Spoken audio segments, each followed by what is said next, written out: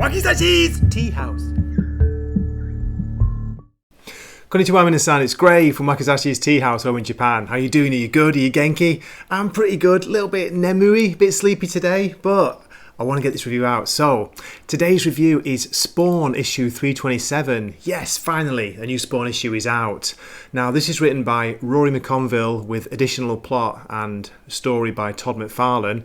It's got art by Carlo Barberi with additional art by Thomas Nachlik. I think it's the last 3 or 4 pages.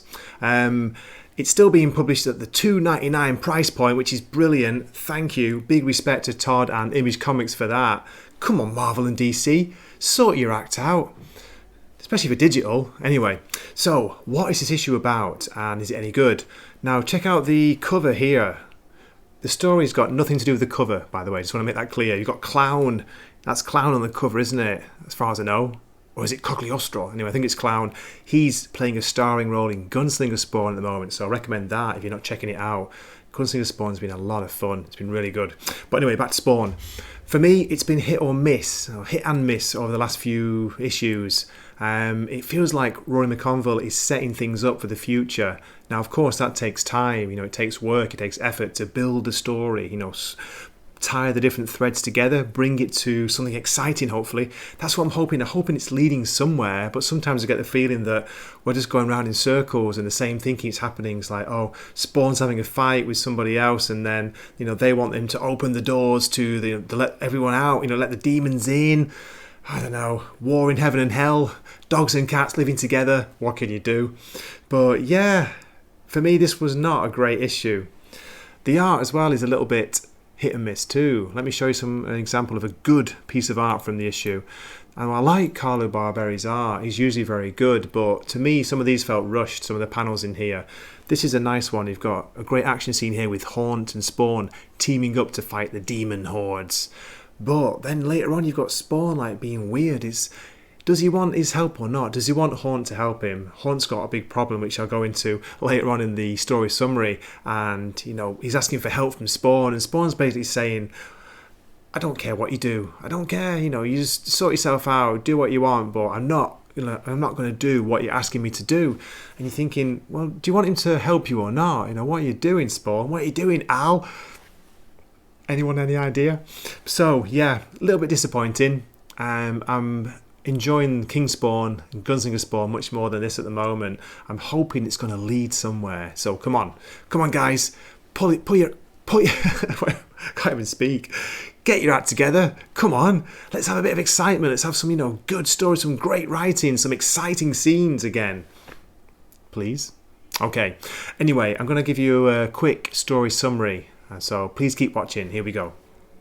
Believing he must be important, one of the captured Hellspawn is trying to make a deal, but then is told, no, you were chosen because you're the most expendable. Then the woman transforms into her true form. What is this? What a weird looking creature. She refers to the Hellspawn as Dark Detective. Now, I'm not sure who this is. Then we see what looks like an alien brought into the lab, and we're told that the alien has psychic abilities. The Hellspawn laughs it off. Is this the best you've got?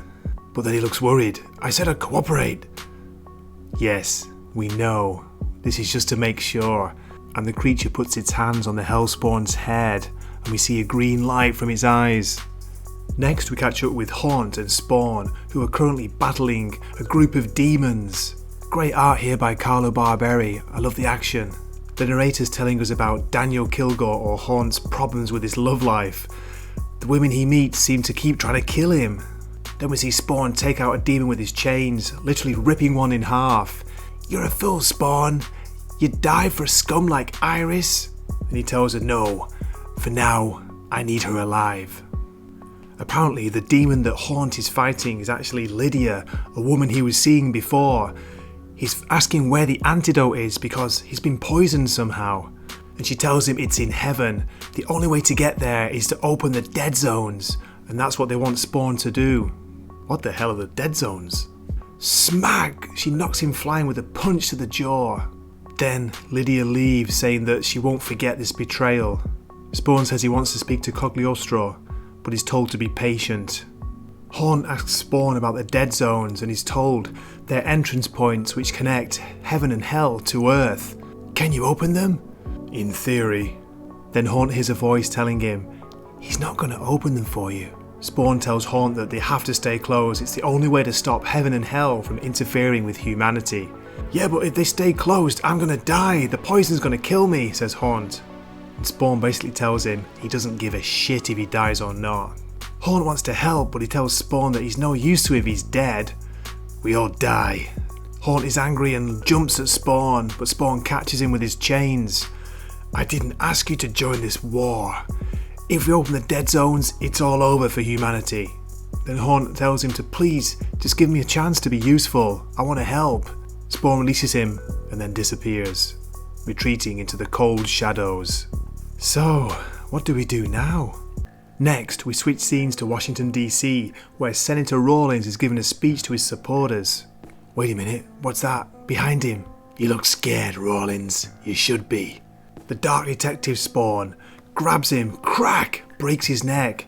And then a group of mercenaries come out with high-powered rifles and start shooting into the crowd. It's carnage. Death to those who oppose Al Simmons. And then we hear the woman saying, you can proceed, Abbott. We still need the money shot. Copy that. You can guess what's going to happen next, right? Okay, that's where I'm going to end the review. So there we go. That's issue 327 of Spawn. Please let me know what you thought. Please drop a comment and tell me if I've got it all wrong. Tell me what's so good about this series, because I tell you, I'm getting close to dropping the main title, but I'm not going to be dropping King Spawn or Gunslinger Spawn because they are pretty awesome. Okay, as always, thank you so much for watching, and I hope to see you in a future video and a future review. This is Gray from Wakazashi's Tea House signing off for the night. Gonna go up to my futon and crawl in there and just go to sleep. Okay, see ya. Matane. Wakizashi's Tea House. Please subscribe.